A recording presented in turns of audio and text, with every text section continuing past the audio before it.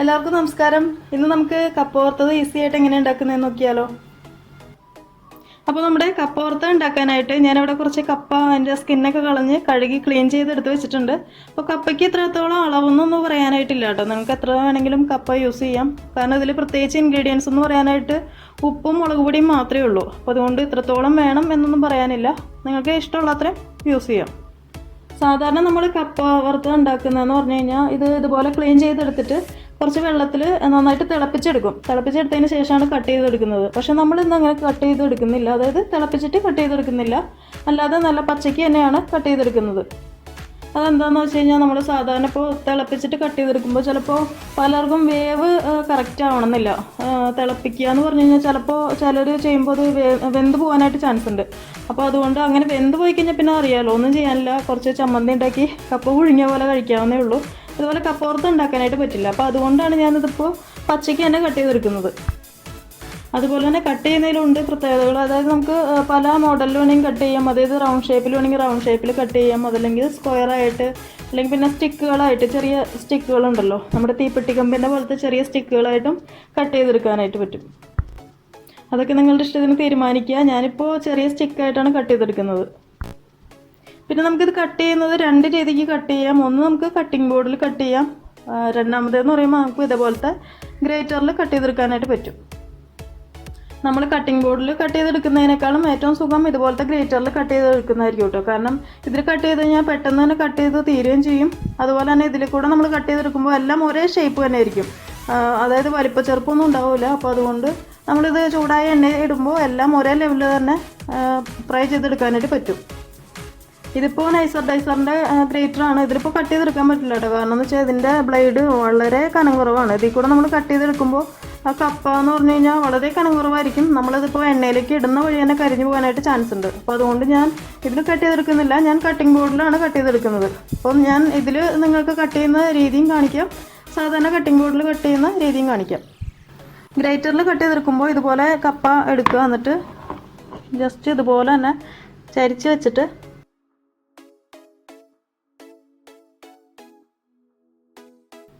ഇങ്ങനെ കട്ട് ചെയ്തെടുക്കുക. ഇത് ഫുള്ള് കട്ട് ചെയ്തെടുക്കണം. അതിനുശേഷം ഇതിങ്ങനെ വെച്ചിട്ട് ഇങ്ങനെ ചരിച്ച് കട്ട് ചെയ്യാം. ഒരുമിച്ച് പിടിക്കണേ. എന്നിട്ട് ഇങ്ങനെ ഉണ്ടോ. അപ്പോൾ ഇതുപോലത്തെ ചെറിയ പീസുകളായിട്ട് കിട്ടും. ഇതിപ്പോൾ ഈ ഗ്രേറ്ററിൽ കട്ട് ചെയ്തെടുക്കുന്നതുകൊണ്ട് വളരെ കനം കുറവാണ്. നിങ്ങൾക്ക് കാണുമ്പോൾ തന്നെ അറിയാൻ പറ്റും. അപ്പോൾ ഇത് നമ്മൾ എണ്ണയിൽ ഇടുന്ന വഴി തന്നെ കരിഞ്ഞു പോകും. അപ്പോൾ ഇച്ചിരി കൂടെ കട്ടിയുള്ള ബ്ലേഡാണ് ഇതേപോലത്തെ ബ്ലേഡ്. ഇച്ചിരി കൂടെ കട്ടിയുള്ള ബ്ലേഡാണെങ്കിൽ നിങ്ങൾക്ക് ഈസി ആയിട്ടുള്ള നല്ല ഷേപ്പിലുള്ള കപ്പ ഡേറ്റ് ചെയ്ത് കിട്ടും. ഇനി കട്ടിംഗ് ബോർഡിൽ കട്ട് ചെയ്തെടുക്കുന്നത് എങ്ങനെയാണെന്ന് വെച്ച് കഴിഞ്ഞാൽ ഇതുപോലെ ചരിച്ച് പിടിക്കുക. എന്നിട്ട് നൈസായിട്ട് കട്ട് ചെയ്തെടുക്കുക.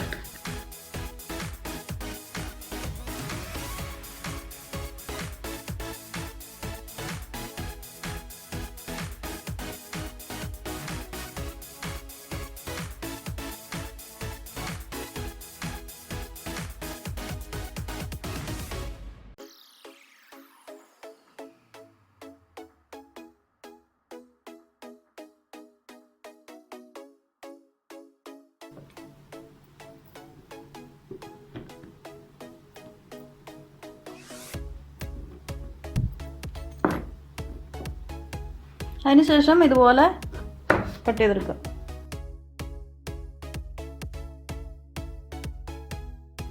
ചെറുതൊക്കെ മാറ്റി വയ്ക്കുക കേട്ടോ. ഒരേ ഷേപ്പിലുള്ള തന്നെ എടുക്കുക.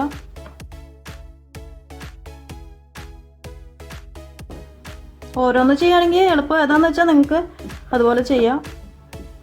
ഇതുപോലെ ഒരേ പീസ് എടുത്തിട്ട് കട്ട് ചെയ്യുന്നതായിരിക്കും നല്ലത്. അപ്പോൾ ചെറിയ പീസുകൾ കുറവായിരിക്കും അങ്ങനെ കട്ട് ചെയ്തെടുക്കുമ്പോൾ.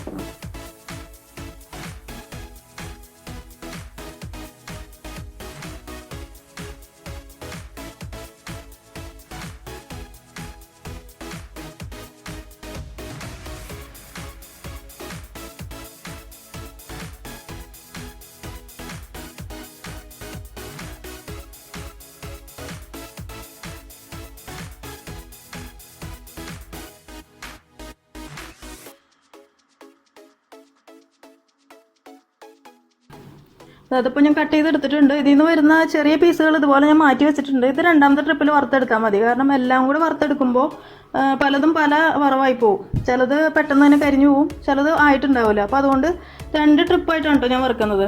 ഇതിപ്പോൾ വലിയ സൈസിലുള്ളതാണ്. ആദ്യം ഇത് വറുത്തതിന് ശേഷം നമുക്കിത് വറുത്തെടുക്കാം.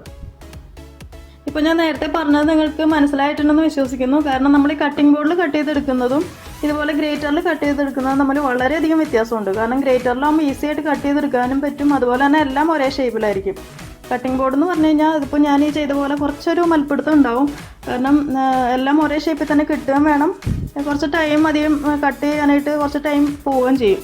അപ്പോൾ ഞാനെന്തായാലും ഏകദേശമൊക്കെ ഒരേ ഷേപ്പിൽ തന്നെയാണ് കട്ട് ചെയ്തെടുത്തേക്കുന്നത്. അതുപോലെ ഇതുപോലെ മാറ്റി വയ്ക്കുകയാണെങ്കിൽ നമുക്ക് ഈസി ആയിട്ട് തന്നെ ഇത് വറുത്തെടുക്കുമ്പോഴും നല്ല എല്ലാം ഒരേപോലെ തന്നെ വറുത്തെടുക്കാനായിട്ട് പറ്റും. അങ്ങനെ നമ്മുടെ കട്ടിംഗ് ഒക്കെ കഴിഞ്ഞിട്ടുണ്ട്. ഇനി നമുക്ക് എണ്ണ ചൂടാക്കിയിട്ട് ഇത് ഫ്രൈ ചെയ്തെടുക്കാം. അപ്പോൾ നമ്മുടെ എണ്ണ ചൂടാക്കാനായിട്ട് വെച്ചിട്ടുണ്ട്. ഞാനിതിപ്പോൾ 2-3 ബാച്ചായിട്ടുണ്ട് വറുത്തെടുക്കാൻ പോകുന്നത്. കാരണം നിങ്ങളിപ്പോൾ വീട്ടിൽ വറുത്തെടുക്കുമ്പോൾ അധികം എണ്ണ ഒന്നും വെച്ചിട്ട് വറുത്തെടുക്കണമെന്നില്ല. എണ്ണ അത്രയും ചിലവാവുള്ളൂ. നമ്മളിപ്പോൾ ഈ എണ്ണ വറുത്തെടുത്തതിന് ശേഷം ഉപയോഗിക്കുന്നൊന്നുമില്ലല്ലോ, കളയാണ്. അപ്പോൾ അതുകൊണ്ട് കുറച്ച് എണ്ണ എടുത്തിട്ട് ഒരു 3-4 ബാച്ചൊക്കെ ആയിട്ട് വറുത്തെടുക്കുക.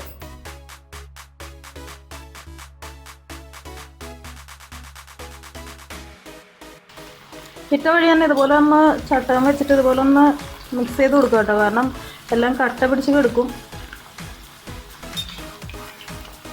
തീ കൂട്ടി തന്നെ വെച്ചാൽ മതി കേട്ടോ. ആദ്യം തീ കൂട്ടി വെക്കുക, എന്നിട്ട് ഒന്ന് ഫ്രൈ ആയി വരുമ്പോൾ മീഡിയം ഫ്ലെയിമിലേക്ക് മാറ്റുക. തീ കുറയ്ക്കാൻ നിൽക്കരുത് കേട്ടോ. കുറച്ച് കഴിഞ്ഞാൽ കാരണം ഇതിലേക്ക് എണ്ണ കുടിക്കാൻ തുടങ്ങും. ആ ഒരു ഫ്രൈ ആയിട്ടിരിക്കില്ല. അപ്പോൾ അതുകൊണ്ട് മീഡിയം ഹൈ ഫ്ലെയിം ആ ഒരു ലെവലിൽ വെക്കുക.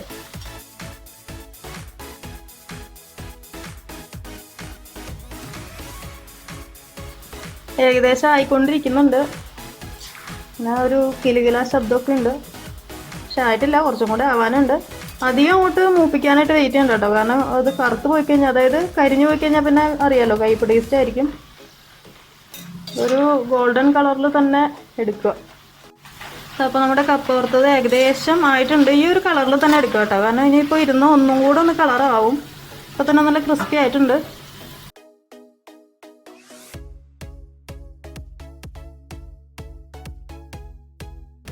അപ്പോൾ നമ്മുടെ ഫസ്റ്റ് ബാച്ച് കപ്പ വറുത്തത് റെഡി ആയിട്ടുണ്ട്.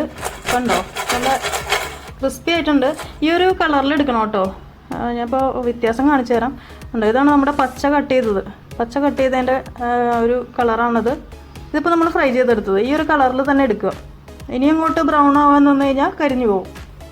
ഇതിപ്പോൾ നമ്മൾ വറുത്തിങ്ങനെ കോരി എടുക്കുമല്ലോ. അപ്പോൾ ആ ഒരു ചൂടോടുകൂടി തന്നെ വേണം കേട്ടോ ഇതിലേക്ക് ഉപ്പും അതുപോലെ മുളക് പൊടിയും ചേർത്ത് കൊടുക്കാനായിട്ട്. ഞാൻ ഇതിലിപ്പോൾ കുറച്ച് മുളക് പൊടിയേ ഇടുന്നുള്ളൂ. കുറച്ച് ഉപ്പിട്ട് കൊടുക്കാം. അതിനുശേഷം ജസ്റ്റ്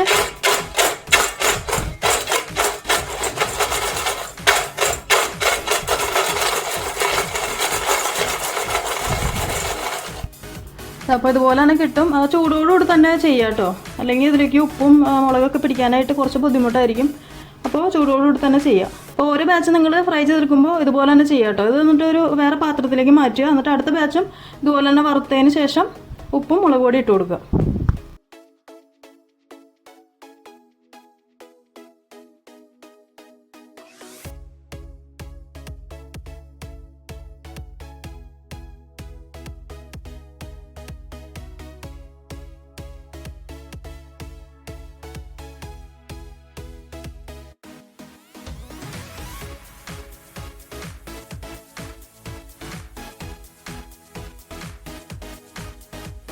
ഇടയ്ക്കിട്ട് കുറച്ച് കറിവേപ്പില ഒരു ഗ്ലാമറിന്.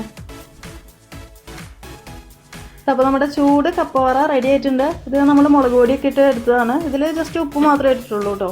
അപ്പോൾ സിമ്പിളല്ലേ ചെയ്യാനായിട്ട്. നമ്മുടെ ഗ്രേറ്റർ ഉണ്ടെങ്കിൽ ഇച്ചിരി കൂടി ഈസി ആയിട്ട് നിങ്ങൾക്ക് ഇതുപോലെ കപ്പവറുത്തത് ഉണ്ടാക്കി എടുക്കാനായിട്ട് പറ്റും.